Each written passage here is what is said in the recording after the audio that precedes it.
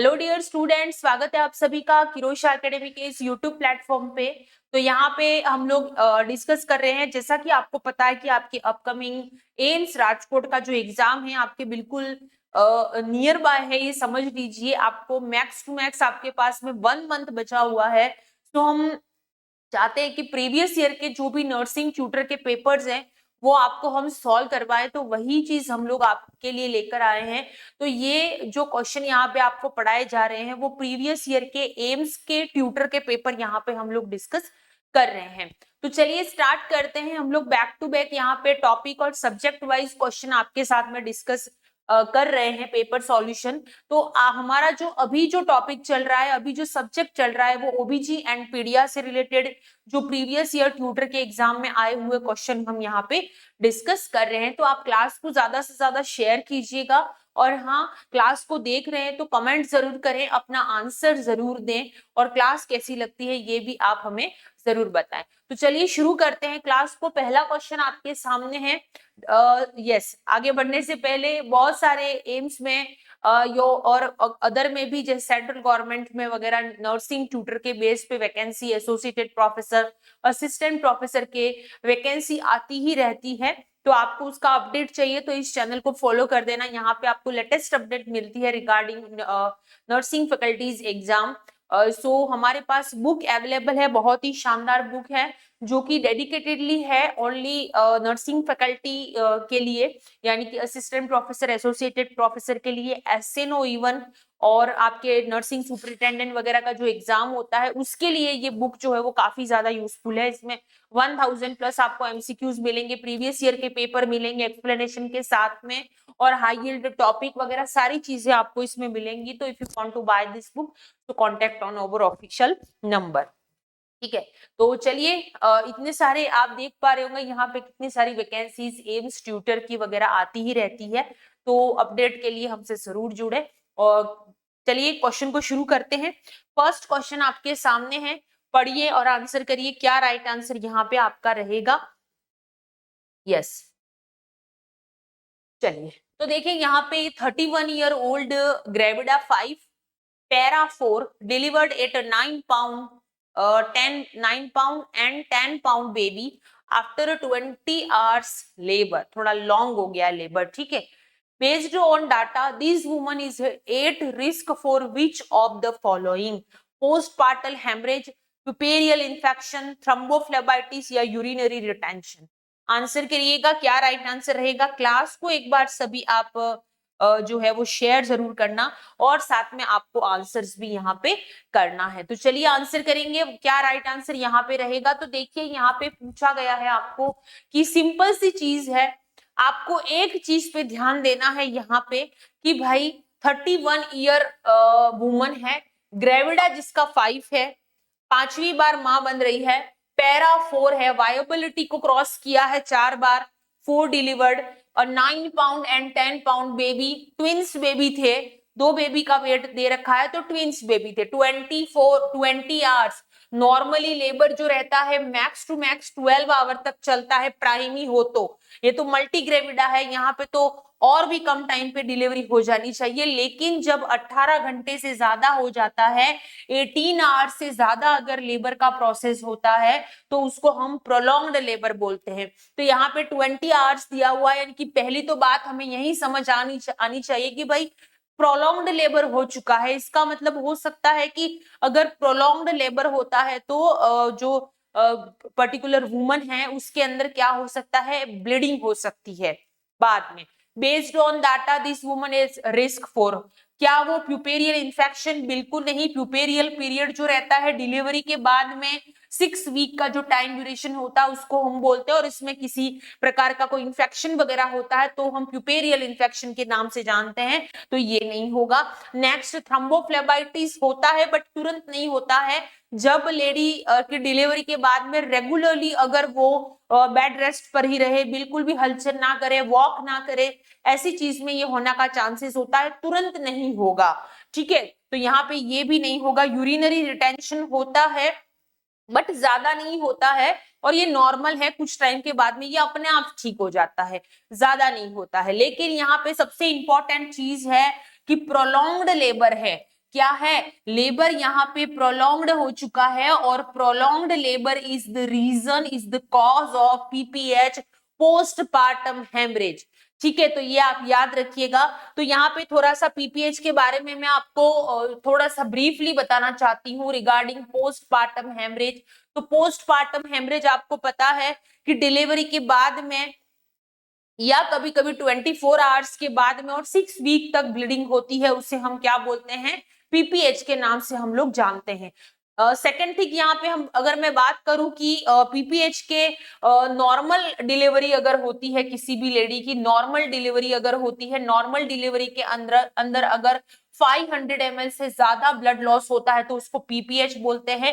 Caesarean section में अगर 1000 ml से ज्यादा ब्लड लॉस होता है तो हम उसको क्या बोलते हैं, पीपीएच के नाम से हम लोग उसको जानते हैं। नेक्स्ट बात करेंगे हम लोग यहाँ पे टाइप क्या होते हैं पीपीएच के। तो मैं आपको थोड़ा सा रिवाइज कराना चाहती हूँ। यहाँ पे टाइप की मैं बात करूं, पहला टाइप होता है जिसको हम बोलते हैं प्राइमरी पीपीएच। क्या बोलते हैं, प्राइमरी पीपीएच। दूसरा इसका जो टाइप होता है उसको हम बोलते हैं सेकेंडरी पीपीएच। क्या बोलते हैं, सेकेंडरी पीपीएच।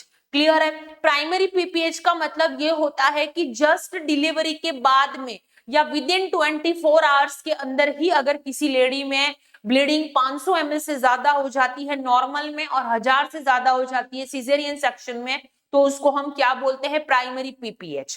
क्लियर है। और प्राइमरी पीपीएच का रीजन क्या होता है, तो atonicity of the uterus, most common क्या रीजन होता है, तो एटोनिसिटी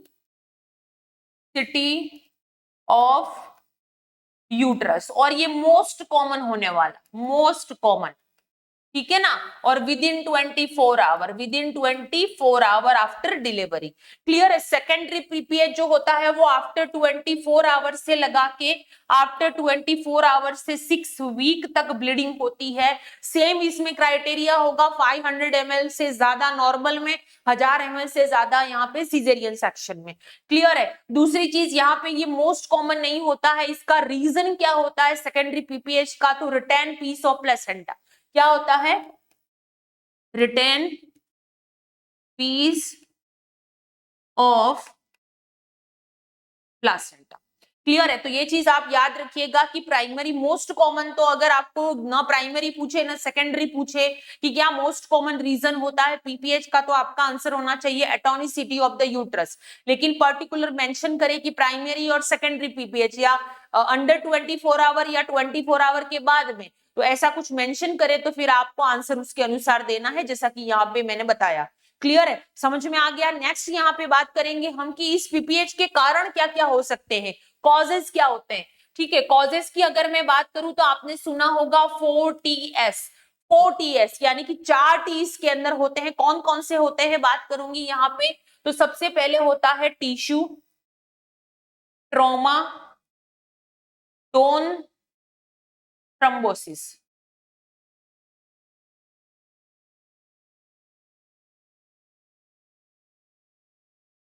टोन थ्रोम्बो, क्लियर है। यानी कि टिश्यू, अगर कोई टिश्यू रप्चर हो जाए, कोई टीयर हो जाए, सर्वाइकल टीयर हो जाए, तो ऐसी कंडीशन में पीपीएच हो सकता है। नेक्स्ट, किसी भी तरह का कोई ट्रॉमा हो जाए, डिलीवरी के टाइम पे प्रोलॉन्ग्ड लेबर हो रहा है, कोई इंस्ट्रूमेंटल डिलीवरी हो गई तो ट्रॉमा हो गया, जिसकी वजह से पीपीएच हो सकता है। नेक्स्ट, यूट्राइन टोन प्रॉपर नहीं है, ठीक है, डिलीवरी के बाद में भी यूट्रस टोन नहीं हुआ, वही एटोनिसिटी ऑफ द यूट्रस की वजह से। नेक्स्ट, थ्रोम्बोसिस यानी कि क्लोटिंग फैक्टर, फिब्रिनोजन वगैरह जो आने चाहिए थे वो नहीं आए, जिसकी वजह से क्लोटिंग फैक्टर नहीं आएंगे तो आपको पता है ब्लीडिंग जो है वो होती ही रहेगी। क्लियर है। तो ये सब रीजन होते हैं। And the most important thing जो यहाँ पे पूछा जाता है अक्सर एग्जाम में, दैट इज रिस्क फैक्टर। कौन कौन से रिस्क फैक्टर होते हैं जिसकी वजह से पीपीएच जो होता है वो देखने को मिलता है। तो एक तो मैंने यहाँ पे ही आपको बता दिया, दैट इज प्रोलॉन्ग्ड लेबर। क्या होता है, prolonged labour, prolonged labour, prolonged labour हो गया। उसके अलावा अगर वुमन जो है वो मल्टीपल प्रेगनेंसी है, यानी कि मल्टी पैरिटी है, मल्टीपल प्रेगनेंसी है, तो भी ये किसका रीजन होता है, पीपीएच का जो होता है वो कारण यहाँ पे होता है। दूसरा यहाँ पे पॉलीहाइड्रोमिनियस, पॉलीहाइड्रा मिनियोज। पॉलीहाइड्रोमिनियस का मतलब होता है एमनियोटिक फ्लूइड जो रहता है वो 2000 ml से अगर ज्यादा होता है तो भी ये होता है। नेक्स्ट, अगर प्रीवियस बेबी में ये कोई दिक्कत हो रखी है, अगर प्रीवियस बेबी जब हुआ था उस टाइम पे पीपीएच हुआ है तो भी ये दिक्कत आ सकती है। दूसरा, चौथा चीज है यहाँ पे मैक्रोसेमिया। मैक्रोसेमिया इसका मतलब होता है बिग बेबी, बच्चा साइज में वेट में बड़ा है तो टीयर होगा, ट्रॉमा होगा, तो ये रीजन हो सकता है, रिस्क फैक्टर है कि ये पीपीएच की तरफ जा सकता है। क्लियर है, तो ये याद रखिएगा। नेक्स्ट, यहाँ पे प्लेसेंटा प्रीविया की वजह से भी होता है, यहाँ पे लिख देती हूं मैं प्लेसेंटा प्रीविया। ठीक है, ये भी एक रीजन हो सकता है। दूसरा, अगर मैं लिखूं इंस्ट्रूमेंटल डिलीवरी, इंस्ट्रूमेंटल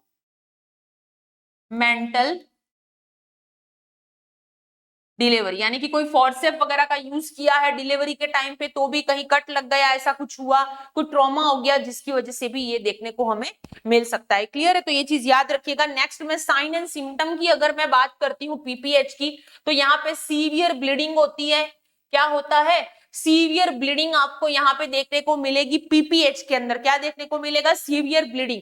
आपको पता है जब भी ब्लीडिंग होती है तब क्या होता है? ब्लड प्रेशर डाउन जाएगा और पल्स क्या हो जाएगी? पल्स जो रहेगी आपको यहाँ पे बढ़ी हुई मिलेगी, टेकिकार्डिया मिलेगा। क्लियर है, तो यहाँ पे दूसरा, पेल कोल्ड स्किन आपको मिलेगी। और क्या मिल सकता है? स्किन को छुएंगे, टच करेंगे तो कोल्ड स्किन यहाँ पे मिलेगी। और अगर इसको ट्रीट नहीं किया गया, सीवियर कंडीशन अगर हो गया, तो इन सीवियर केस के अंदर ये शॉक भी हो सकता है, हाइपोवोलेमिक शॉक पेशेंट को।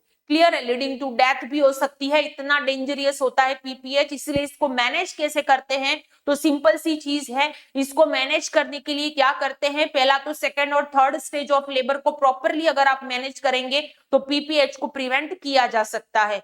क्लियर है, तो ये इंपॉर्टेंट चीज है। बाकी अगर किसी में पीपीएच होता है तो फिर गॉज वगैरह यूज करते हैं, कैथेटर का यूज करते हैं। अगर फिर भी नहीं होता है तो फिर क्या करते हैं? वो आर्टरी जो होती है उसको कट कर देते हैं, स्पाइरल आर्टरी को, जो यूट्राइन आर्टरी को, जो कि ब्लड सप्लाई करती है यूट्रस को, ताकि वहां पे ब्लड सप्लाई रुक जाए और जिसकी वजह से पीपीएच के चांसेस जो रहते हैं वो कम हो जाए, ब्लीडिंग जो होती है वो कम हो जाए। क्लियर है, तो ये सारी चीजें याद रखिएगा रिगार्डिंग पीपीएच, बहुत इंपॉर्टेंट है। इसके अंदर की पीपीएच के अंदर क्या क्या चीजें होती हैं, sign and symptom most important हमेशा, या कई बार आपको एग्जाम में पीपीएच के ये देखने को यहाँ पे मिलेंगे कि किस तरह के क्या साइन एंड सिम्टम वगैरह होते हैं पीपीएच के। क्लियर है, तो ये चीज आप याद रखिएगा, बहुत इंपॉर्टेंट यहाँ पे हमने चीजें जो डिस्कस करी। और भी अगर अगर आप जैसे कि आप इस क्लास को शेयर जरूर करिएगा ज्यादा से ज्यादा, ताकि और भी स्टूडेंट जो है वो हमसे कनेक्ट होए। ठीक है, तो नट शेल में थोड़ा सा मैं आपको यहाँ पे मैनेजमेंट भी बता देती हूँ क्योंकि इंपॉर्टेंट है एग्जाम के पॉइंट ऑफ व्यू से।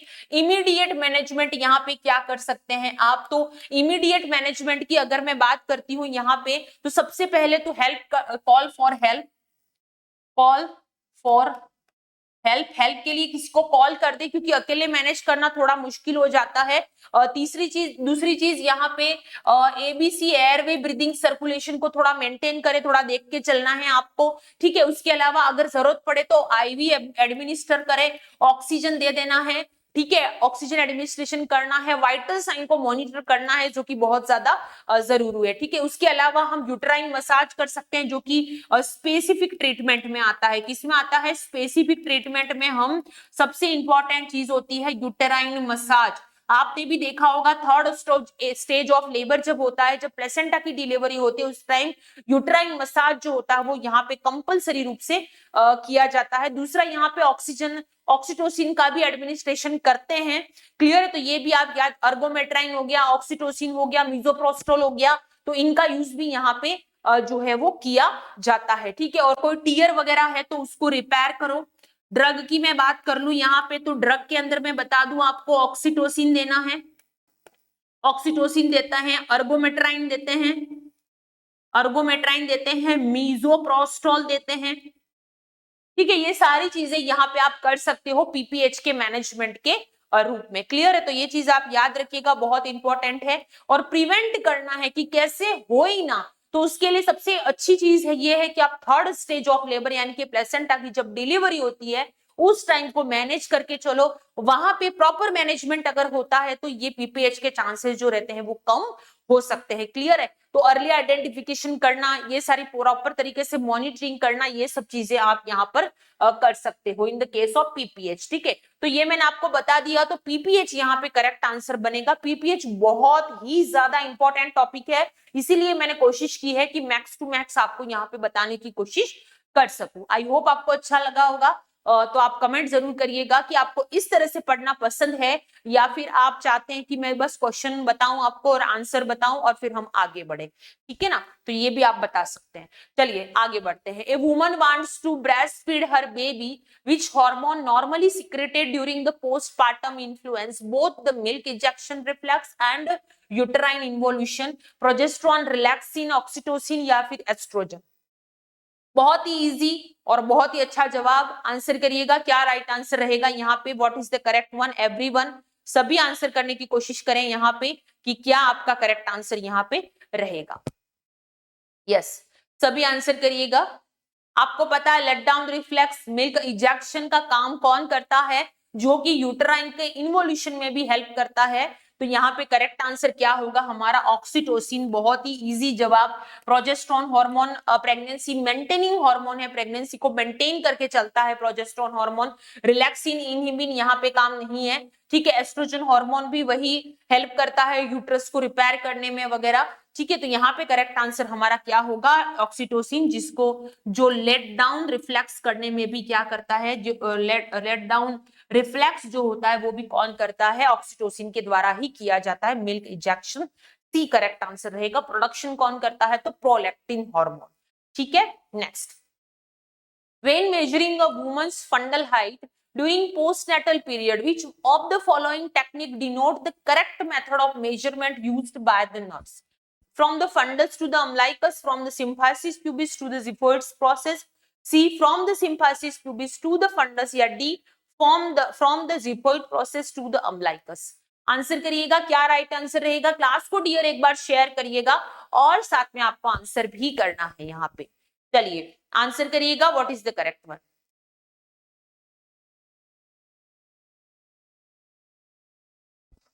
चलिए सभी आंसर करेंगे। तो पूछा गया है व्हेन मेजरमेंट वुमन की फंडल हाइट आपको चेक करनी है, तो पोस्ट नेटल पीरियड इन्वोल्यूशन की रेट देखने के लिए, साइज देखने के लिए यूट्रस का, ये सारी चीजें देखने के लिए हम इसको यूज करते हैं, फंडल हाइट को चेक करते हैं।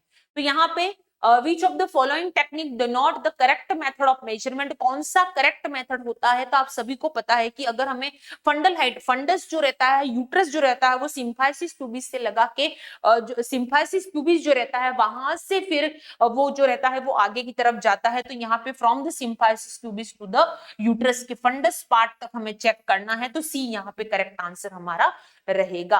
क्लियर है? तो ये याद रखना बहुत इंपॉर्टेंट है, वेरी इंपॉर्टेंट क्वेश्चन। तो सी यहाँ पे हमारा राइट आंसर रहेगा। नेक्स्ट आगे बढ़ते हैं अगले एमसीक्यू की तरफ। अगला क्वेश्चन है यहाँ पे कि which of the following childhood problem poses the most serious threat health for child with Down syndrome? Chicken pox, bronchitis, milk allergy या कंजक्टिवाइटिस? आंसर करिएगा क्या राइट आंसर यहाँ पे रहेगा। क्लास को एक बार शेयर करिएगा, साथ में आंसर भी करना है आपको। चलिए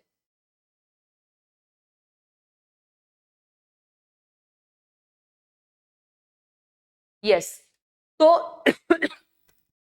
यहाँ पे पूछा गया है आपको कि which of the following childhood problem poses the most serious threat to the health for child with Down syndrome.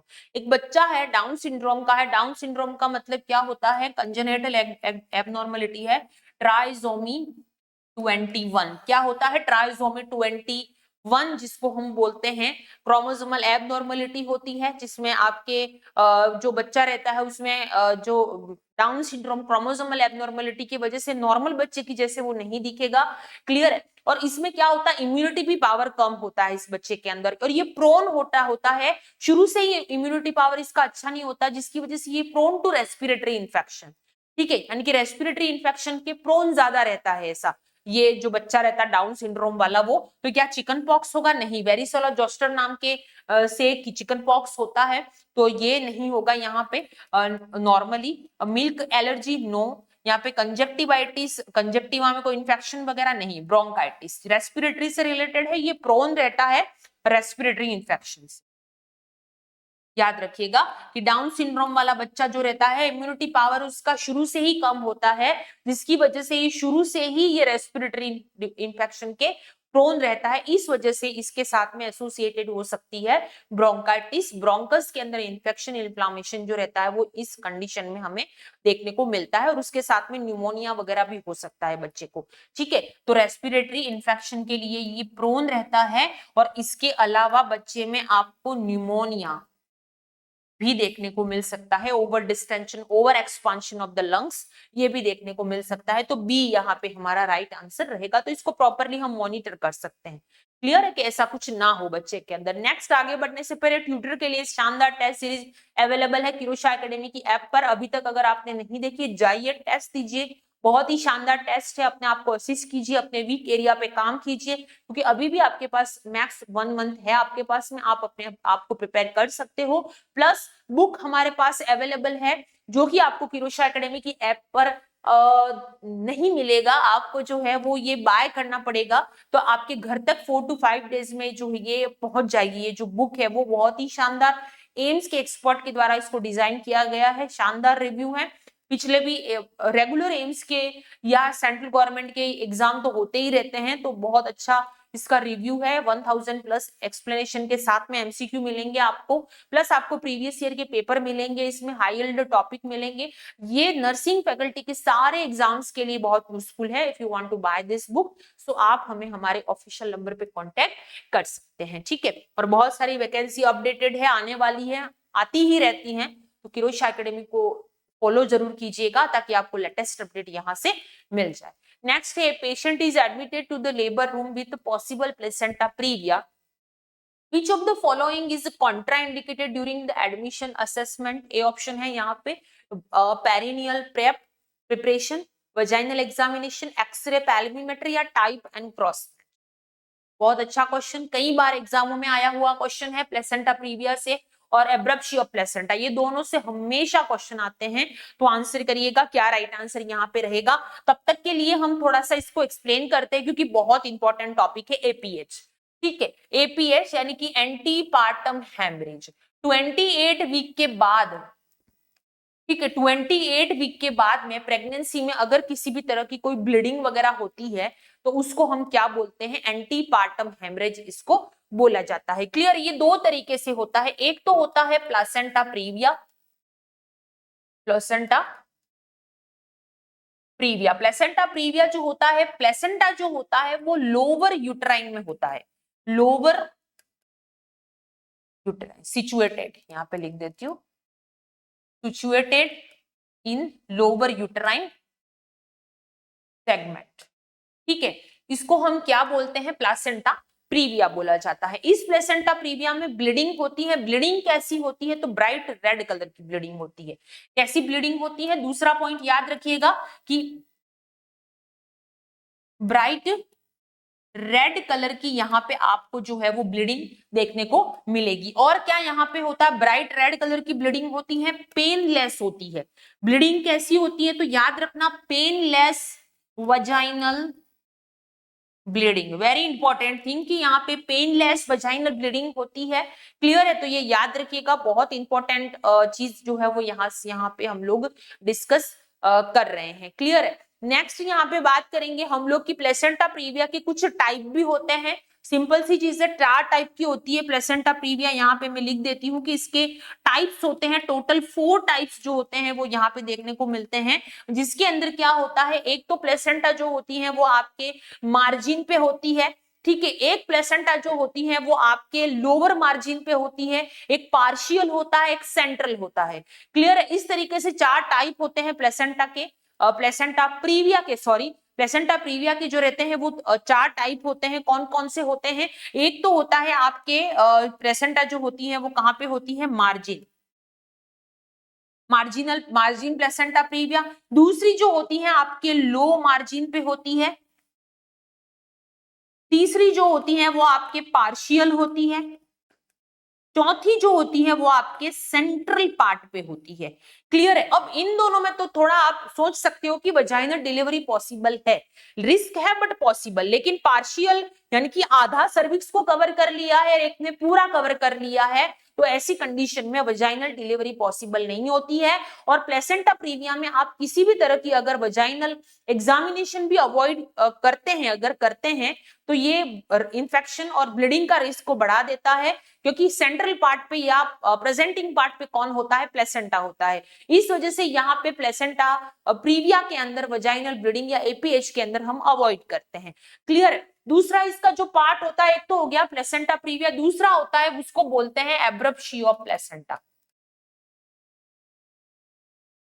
Abrupt शियो of placenta.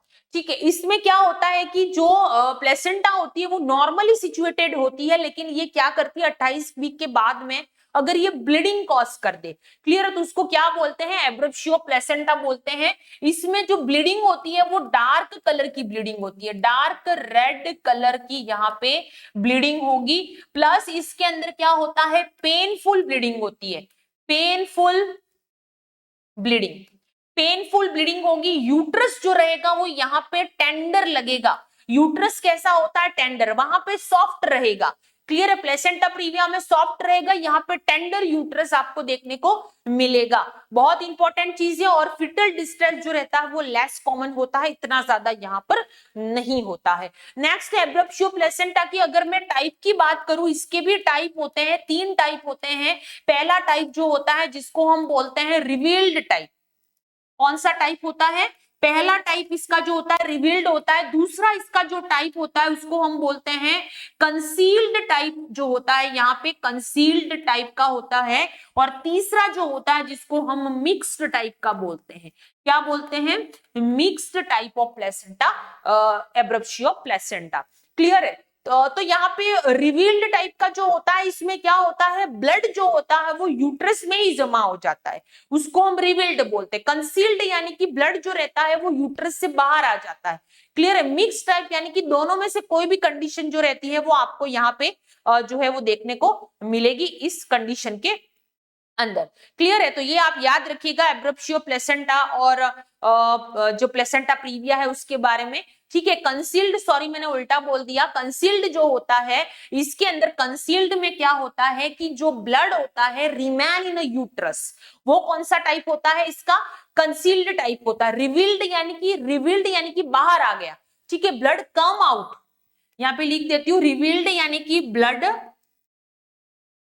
Come out and concealed मतलब कि रिमेन इन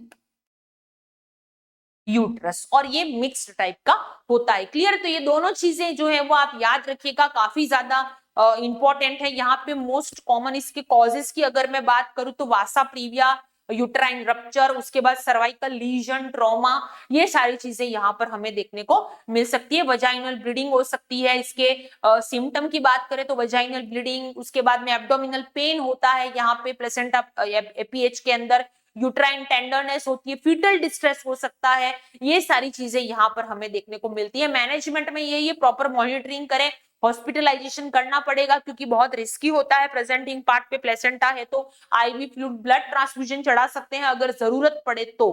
क्लियर है? तो ये सारी चीजें जो रहती है वो यहाँ पे इंपॉर्टेंट आपके रहती है। क्लियर है? तो आप याद रखिएगा। नेक्स्ट क्वेश्चन है यहाँ पे कि an infant undergo surgery to remove a myelomeningocele to detect increased intracranial pressure as early as possible. The nurse should stay alert for which post-operative finding? Bulging fontanelle, sunken eyeball, increased heart rate या decreased urinary output? Answer करिएगा, क्या right answer यहाँ पे रहेगा? Sorry, उस question का अपन ने answer नहीं लिखा, मैं आपको बता देती हूँ इसका आंसर कि यहाँ पे आपको वजाइनल एग्जामिनेशन जो रहता है वो एपीएच या प्लेसेंटा प्रीविया में आपको क्या करना है? अवॉइड करना, अदरवाइज ब्लीडिंग हो सकती है। नेक्स्ट यहाँ पे an infant undergoes surgery to remove myelomeningocele. ठीक है, कल की क्लास जो हमने डिस्कस की थी उसमें मैंने आपको मेनिंगोसिल माइलोमेनिंगोसिल के बारे में अच्छे से बता दिया था। न्यूरल ट्यूब डिफेक्ट में एनेंसिफेली, एनसिफेलोसिल, स्पाइना बाइफिडा ये सारी चीजें देखने को मिलती हैं। फॉलिक एसिड की डेफिशिएंसी से कंजेनाइटली होता है ये। इसमें स्पाइना बाइफिडा होता है जिसमें जो प्रोट्रूशन वगैरह कुछ भी नहीं होता है, यहाँ पे हिडन होता है, टफ ऑफ हेयर देखने को मिल सकता है। दूसरा टाइप होता है spina bifida occulta, spina bifida cystica, जिसके फिर फर्दर दो टाइप होते हैं जिसमें मेनिंगोसिल, माइलोमेनिंगोसिल होता है। मेनिंगोसिल जो होता है इसके अंदर क्या होता है कि इसमें सिर्फ मेनिंजेस इन्वॉल्वमेंट होते हैं कि ड्यूरामेटर, एरेक्नोइडमेटर, पायामेटर, लेकिन इसके अलावा इसके अंदर किसी भी तरह का स्पाइनल कोड का इन्वॉल्वमेंट नहीं होता है। कुछ हद तक यहाँ पे न्यूरोलॉजिकल सिम्टम देखने को मिल सकते हैं। इसी का दूसरा टाइप होता है माइलोमेनिंगोसिल, जिसमें स्पाइनल कोड भी इन्वॉल्वमेंट होता है, सीएसएफ भी इन्वॉल्वमेंट होता है, मेनिंजेस भी इन्वॉल्वमेंट होता है, और इसमें न्यूरोलॉजिकल सिम्टम्स भी आपको देखने को मिलते हैं। तो यहाँ पे उसी की बात हो रही है, माइलोमेनिंगोसिल। ठीक है, माइलोमेनिंगोसिल है, ऑफ कोर्स इसमें सीएसएफ भी इंटरप्ट होता है, आपको मैंने बताया था कल। तो सीएसएफ भी होता है, मेनिंजेस भी होती है, स्पाइनल कोड भी होता है, तो सारे सिम्टम यहाँ पे भी दिखेंगे। तो यहाँ पे क्या हो रहा है कि इंट्राक्रेनियल प्रेशर जो रहता है वो इंक्रीज देखने को मिलता है as early as possible. The nurse should stay alert for which post operative finding, bulging fontanelle, sunken eyeball, increased heart rate या डिक्रीज्ड यूरिनरी आउटपुट। चलिए आंसर करेंगे, क्या राइट आंसर यहाँ पे जो है वो रहेगा। यस, सभी आंसर करिएगा। तो देखिए अगर मैं बच्चे की बात करूं, यहाँ पे तो क्या हो रहा है, इन्फेंट है, क्लियर है, इन्फेंट है, माइलोमेनिंगोसिल है। तो इन्फेंट जो बच्चे होते हैं उनके अंदर क्या क्या चीजें आपको मिलेंगी, अगर बच्चे के अंदर क्या हो रहा है कि आईसीपी बढ़ा हुआ, इंट्राक्रेनियल प्रेशर अगर बढ़ा हुआ होता है तो क्या क्या चीजें देखने को मिलती है। तो सबसे इंपॉर्टेंट चीज, क्योंकि इसमें फॉन्टेनेली क्लोज नहीं होता है, तो यहाँ पे बल्जिंग फॉन्टेनल आपको दिखाई देगा। क्या दिखाई देगा, सबसे important finding, bulging fontanelle.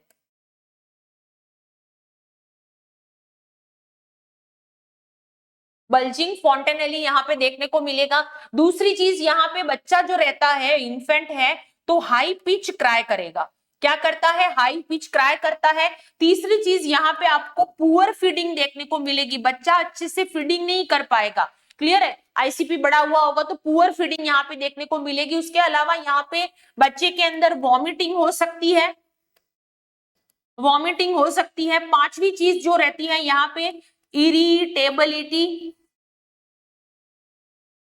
Irritability देखने को मिल सकती है। ये सब इन्फेंट की बात है, क्लियर है। सेटिंग सन आईज यहाँ पे देखने को, साइन देखने को मिल सकता है, यानी कि सनसेट आईज होती है ना, वैसा साइन यहाँ पे देखने को मिल सकता है। आईसीपी बढ़ती है तो इन्फेंट में, क्लियर है। अब मैं बात करती हूँ यहाँ पे चिल्ड्रन में, थोड़ा बड़ा बच्चा है, ओल्डर चिल्ड्रन है, ठीक है, ओल्डर चिल्ड्रन,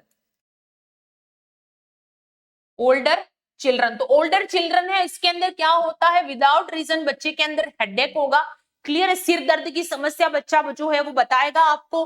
मॉर्निंग में बहुत ज्यादा होता है, तो याद रखिएगा यहाँ पे वर्स इन मॉर्निंग। मॉर्निंग के टाइम पे बच्चे के अंदर हेडेक का प्रॉब्लम जो रहता है वो ज्यादा देखने को मिलेगा।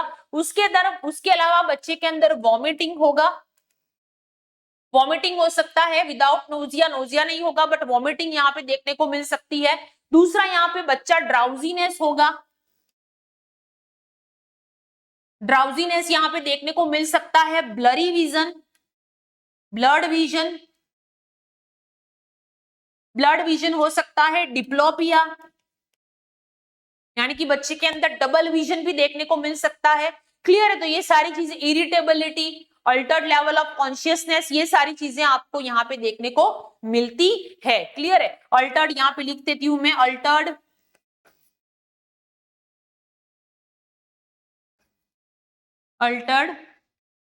लेवल ऑफ कॉन्शियसनेस, क्लियर है। इरिटेबिलिटी वगैरह भी देखने को मिल सकता है। उसके अलावा मैं बात करूं यहाँ पे कि लेटर के अंदर क्या चीज देखने को मिल सकती है, यानी कि लेटर जो कि डेंजरियस हो सकता है, तो यहाँ पे मैं लिख दूं लेटर साइन, ठीक है, लेटर साइन ऑफ आईसीपी। तो आईसीपी के लेटर साइन में आपको कुशिंग ट्रायड देखने को मिलेगा। क्या देखने को मिलेगा? जिसको हम कुशिंग ट्रायड भी बोलते हैं, जिसके अंदर बच्चे के अंदर आपको ब्रेडिकार्डिया जो कि डेंजरियस होता है, ब्रेडिकार्डिया, उसके अलावा हाइपरटेंशन,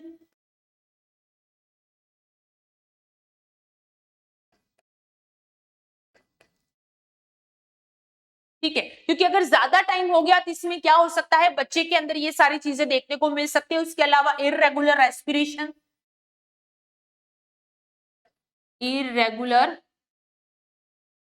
रेस्पिरेशन, क्लियर है? तो ये कुशिंग ट्रायड में आता है। याद रखना है आपको कि ये तीनों चीजें जो होती हैं वो आपको कुशिंग ट्रायड में देखने को मिलती है। क्लियर है? तो ये इंक्रीज आईसीपी के चीजें जो मैंने आपको बता दी, तो यहाँ पे इन्फेंट है, इस वजह से हम फॉन्टेनेली चेक करेंगे तो बल्जिंग फॉन्टेनेल यहाँ पे हमारा राइट आंसर रहेगा। Sorry, next, a nurse is collecting data during an admission assessment of a patient who is pregnant with twins. याद रखिएगा, pregnant with twins. The patient has a healthy 5-year-old child है that was delivered in 37 week पे deliver हुआ है, and tell the nurse that she don't have any history of abortion. Any history of abortion don't have, नहीं है, and fetal demise. ठीक है?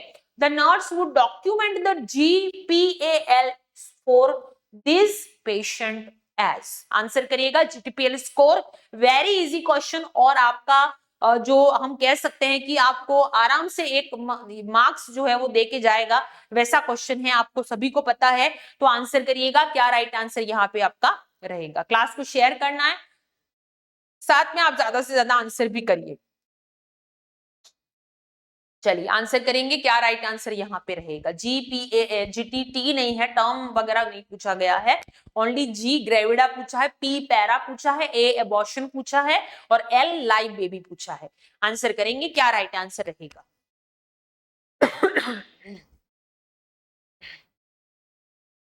चलिए, a nurse is collecting data during an admission assessment of a patient who is pregnant. फिलहाल pregnant है, जो lady है वो फिलहाल क्या है, प्रेग्नेंट है विद ट्विंस बेबी, लेकिन हमें याद रखना है कि वो प्रेग्नेंट है। ठीक है, the patient has a 5-year healthy baby यानी कि G2। ठीक है, उसके बाद कोई प्रेगनेंसी यहाँ पर नहीं है। क्लियर है? तो बच्चे क्या हो जाएगा यहाँ पे, क्योंकि उसके बाद कोई प्रेगनेंसी, कोई अबॉर्शन की हिस्ट्री नहीं है, इसके बाद प्रेग्नेंट 2 ही बार हुई है, एक तो फिलहाल प्रेग्नेंट है प्रेजेंट, और पहले प्रेगनेंसी हो चुकी है। इसका मतलब क्या होगा, ग्रेविडा जो रहेगा वो क्या रहेगा, 2 रहेगा। क्लियर है? नेक्स्ट यहाँ पे बात करेंगे हम लोग, हमें पी पूछा गया है, पैरा पूछा गया है, और वो भी वायबिलिटी को क्रॉस किया है, यानी कि 37 वीक पे एक बेबी पैदा हुआ है, तो उसको हम क्या बोलेंगे, पैरा जो रहेगा वो 1 रहेगा। नेक्स्ट यहाँ पे उसने बोला है, अब हमें पूछा गया है एबॉर्शन हुआ है या नहीं, लेकिन don't have any history of abortion and fetal demise, तो यहाँ पे 0 आ जाएगा। नेक्स्ट यहाँ पे बच्चा लाइव पूछा गया है कि तो बच्चा जिंदा है, यस, 5-year हेल्दी बेबी है, तो यहाँ पे 1 आ जाएगा। अब मैच कर लो किसमें इसका परफेक्टली जाता है, तो वो करेक्ट आंसर होगा, तो ए जो है वो ये हमारा राइट आंसर रहेगा। बहुत ही ज्यादा इजी है, बहुत ही ज्यादा इजी। क्लियर? आप आराम से इसका आंसर कर सकते हो, आराम से 1 नंबर आपको देके जाएगा ये। नेक्स्ट, सेम क्वेश्चन है, थोड़ा चेंज किया हुआ है, थोड़ा चेंज एग्जाम में आया हुआ था, सेम क्वेश्चन यहाँ पे हम सॉल्व कर रहे हैं। ये आपके नर्सिंग ट्यूटर का एम्स जोधपुर का पेपर है, मैं आपको बता देती हूँ।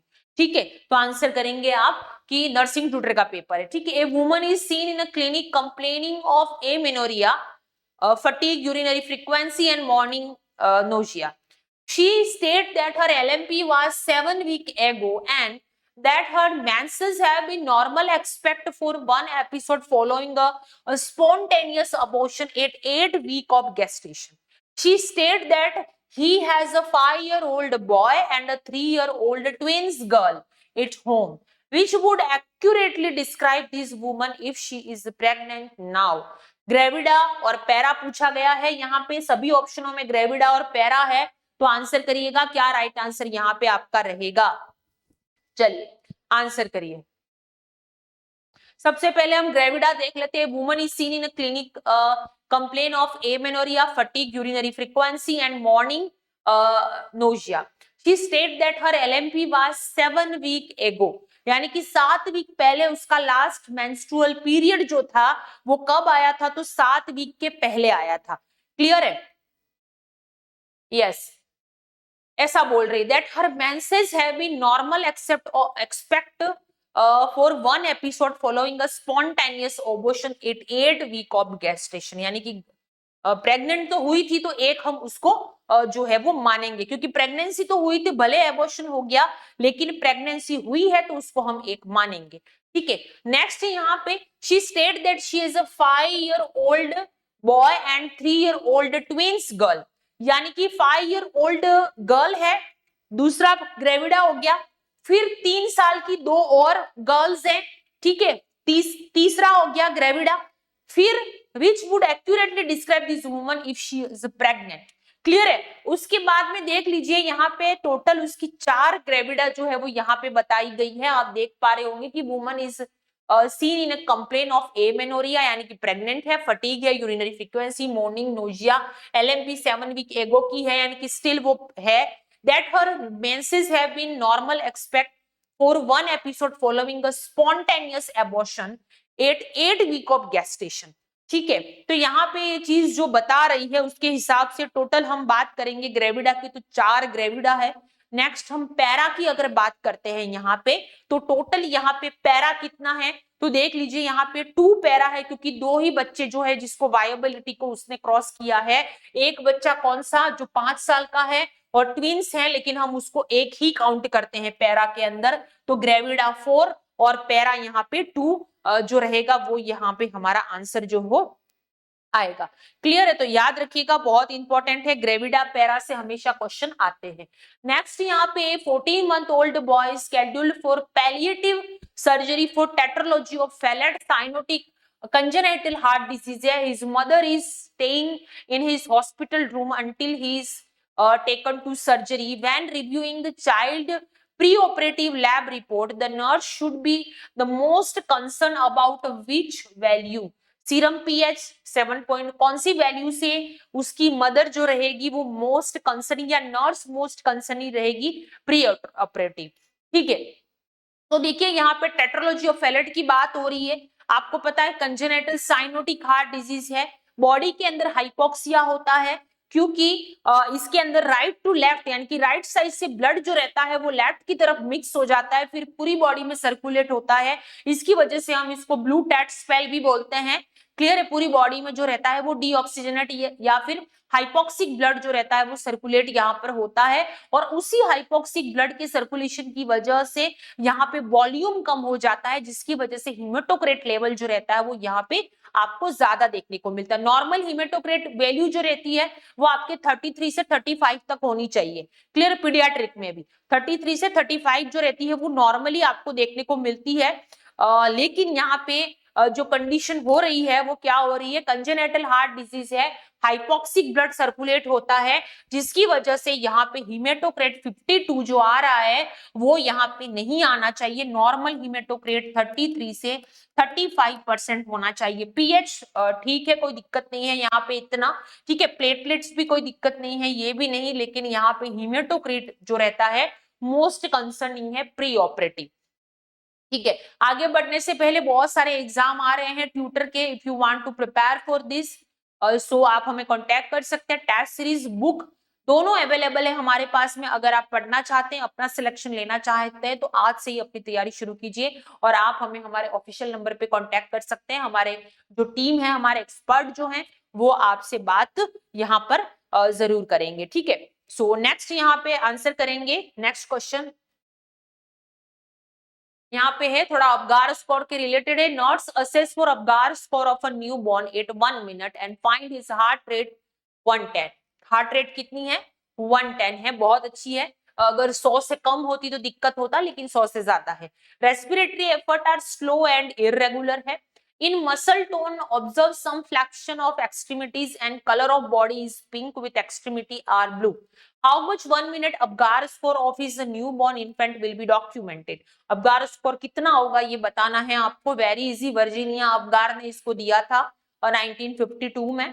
ठीक है, 1 मिनट और 5 मिनट में हम लोग चेक करते, जरूरत पड़े तो 15 मिनट में दोबारा भी हम चेक कर सकते हैं इस अपगार स्कोर को। तो आंसर करिएगा क्या राइट आंसर रहेगा।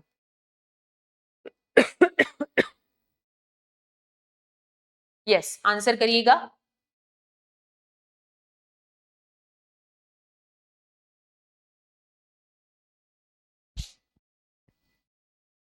यस, टोटल अबगार स्कोर की अगर मैं बात करती हूँ यहाँ पे, ठीक है, अबगार स्कोर टोटल कितना होता है, ठीक है, तो आप आंसर करिएगा क्या राइट आंसर यहाँ पे रहेगा। यस एवरीवन, यस आंसर करिए।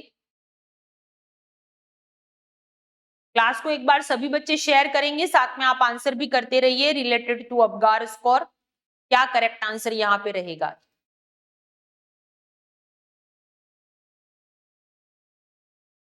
यस, वर्जीनिया अबगार ने दिया था, आप सभी को पता है। और अबगार स्कोर में हम क्या क्या चीजें देखते हैं, तो यहाँ पे मैं बता दूं आपको, अबगार स्कोर में सबसे पहले यहाँ पे हम अपीरियंस देखते हैं, इधर ही मैं आपको बता देती हूँ पूरा, ठीक है। अबगार स्कोर,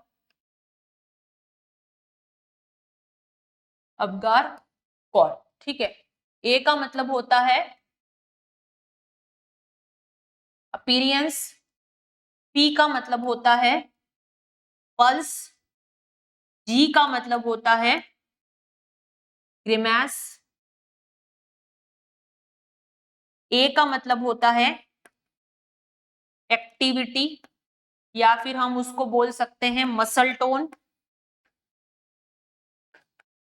मसल टोन, और यहाँ पे रिफ्लेक्सेस, ठीक है ना। और आर का मतलब होता है respiratory effort,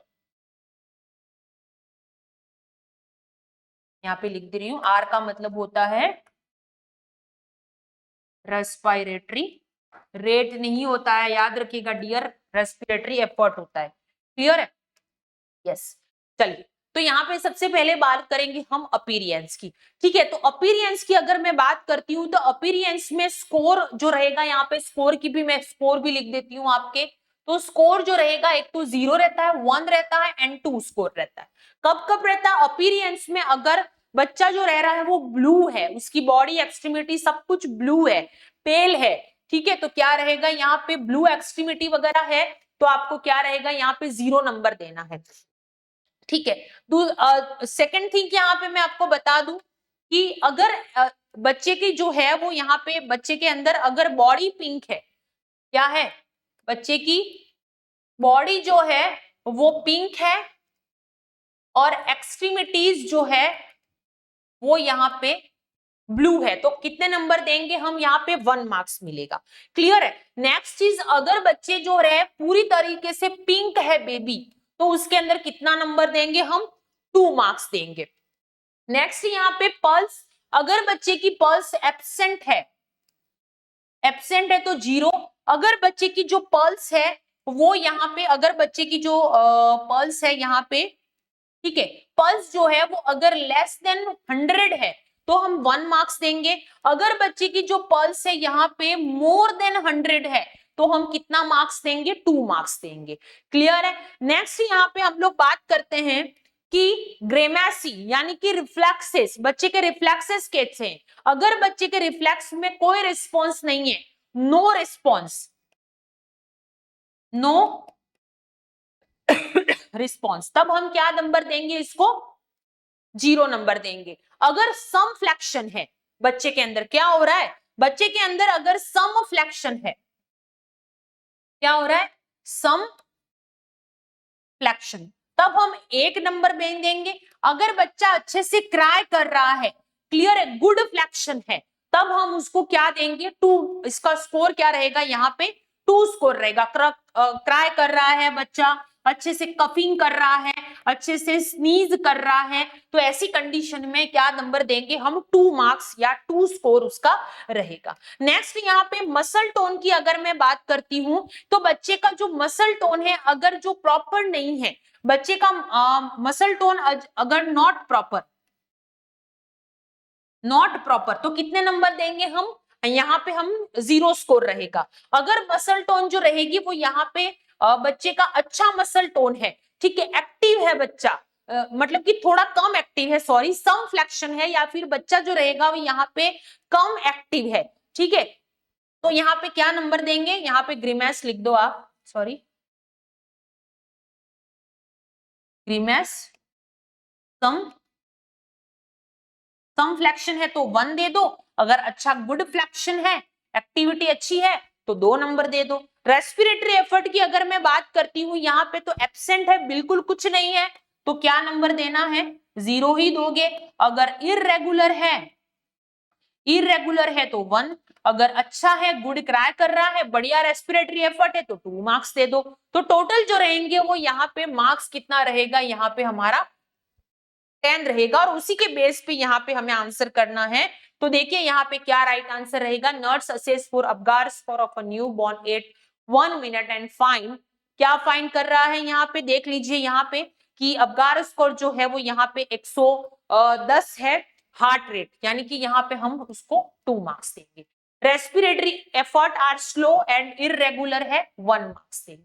in muscle tone observe some flexion of extremity, तो सम फ्लेक्शन ऑफ एक्सट्रीमिटी है तो 1 मार्क्स देंगे। Colour of a baby and is pink and extremity are blue, 1 marks देंगे। टोटल कितना हो गया, 3 4 5 हो गया, ठीक है। नेक्स्ट यहाँ पे बात करेंगे, एक और हम यहाँ पे मिस कर रहे हैं कि nurse assess for Apgar new Apgar score at 1 minute, heart rate 110 है 2, respiratory effort are slow and irregular है 1, in muscle tone observe some flexion of extremity, some flexion हो रहा है एक्सट्रीमिटी की तो 1, कलर ऑफ बॉडी यहाँ पे body pink है, एक्सट्रीमिटी जो रहेगी with extremity, colour of body is pink with extremity blue है, इसका मतलब यहाँ पे हमें कितने मार्क्स देने हैं उसको, 1 मार्क्स यहाँ पे हम देंगे। क्लियर है, तो उसके अनुसार अगर हम अपगार स्कोर की टोटल बात करते हैं यहाँ पे, तो मैं आपको बता दूं यहाँ पे कि कितना अपगार स्कोर रहेगा यहाँ पे। तो देख लीजिए रेस्पिरेटरी एफर्ट यहाँ पे इरेगुलर है, इस वजह से हमने यहाँ पे 1 मार्क्स दिया है, सिर्फ हम हार्ट रेट को 2 मार्क्स देंगे।